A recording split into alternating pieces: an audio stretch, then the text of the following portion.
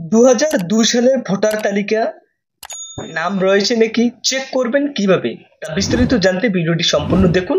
আমাদের চ্যানেল নতুন হলে চ্যানেলটি সাবস্ক্রাইব অবশ্যই করবেন। তো বন্ধুরা, প্রথমে আপনি ক্রোম ব্রাউজারে গিয়ে ওয়েস্ট বেঙ্গল 2002 সাল ভোটার লিস্ট এভাবে সার্চ করবেন। করার পর আপনাদের কাছে এরকম একটা নেক্সট পেজ চলে আসবে। তো chief electoral officer of West Bengal electoral roll 2002 voter list স্পষ্ট এখানে দিয়েছেন। তো আপনি যে ডিস্ট্রিক্ট থেকে রয়েছেন সে ডিস্ট্রিক্টকে নাম এখানে দেওয়া রয়েছে। পশ্চিমবঙ্গ থেকে যদি আপনি হন তবে পশ্চিমবঙ্গের সম্পূর্ণ ডিস্ট্রিক্ট এখানে রয়েছে। তো আপনি আপনার ডিস্ট্রিক্টটি সিলেক্ট করে নেবেন। আমি আমারটা এখানে বসিয়ে দিলাম।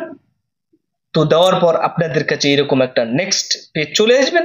সঙ্গে থাকুন এবং সম্পূর্ণ ভিডিওটি দেখুন, তবেই আপনি বুঝতে পারবেন কিভাবে ভোটার লিস্ট বের করতে হয়। আপনার হাতে থাকা মোবাইল ফোন দিয়ে আপনি ভোটার লিস্টটি বের করতে পারবেন ও দেখতে পারবেন আপনার নাম রয়েছে কি না। তো এরকম নেক্সট পেজ চলে আসার পর আপনাদের কাছে এরকম একটা পেজ চলে আসবে। ডিস্ট্রিক্ট সিলেক্ট করার পর আপনি যে বিধানসভায় ভোট দিয়েছেন ওই বিধানসভায় আপনি ক্লিক করবেন। আপনি যদি কুচবিহার ডিস্ট্রিক্ট থেকে হয়ে থাকেন তো 9টা বিধানসভা রয়েছে, 9টার মধ্যে আপনি যেখানে ভোট দেন ওটা সার্চ করবেন। তো আমি আমারটা সার্চ করলাম। করার পর নেক্সট পেজ আপনাদের কাছে এরকম ভাবে আসবে। সঙ্গে থাকুন, ভিডিওটি সম্পূর্ণ দেখুন। তো এখানে নেক্সট পেজ চলে এসেছেন।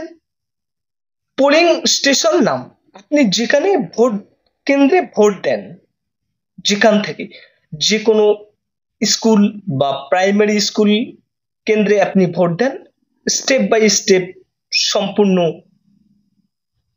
নাম রয়েছে।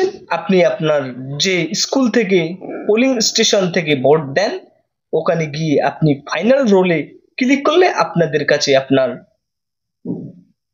পুরো লিস্টটি চলে আসবে। তো আমি আমারটা দেওয়ার পর এরকম ভাবে একটি 2002 সালে ভোটার লিস্ট চলে আসবে। তো দেখতে পাচ্ছেন বন্ধুরা, এরকম একটি পেজ চলে আসবে পিডিএফ ফাইলের মতো। তো আপনি এভাবে দেখতে পারবেন স্টেপ বাই স্টেপ নাম দেওয়া হয়েছে, বাবার নাম দেওয়া রয়েছে, ভোটার আইডি কার্ড দেওয়া হয়েছে। তো বন্ধুরা, ভিডিওটি ভালো লাগলে চ্যানেলটি অবশ্যই সাবস্ক্রাইব করবেন। ধন্যবাদ। বাংলা অনলাইন এডুকেশন চ্যানেলের পক্ষ থেকে এরকম ভিডিও পেতে আমাদের চ্যানেলের সঙ্গে থাকবেন ও ভিডিওটি ভালো লাগলে লাইক অবশ্যই করবেন। আপনার দিনটি শুভ।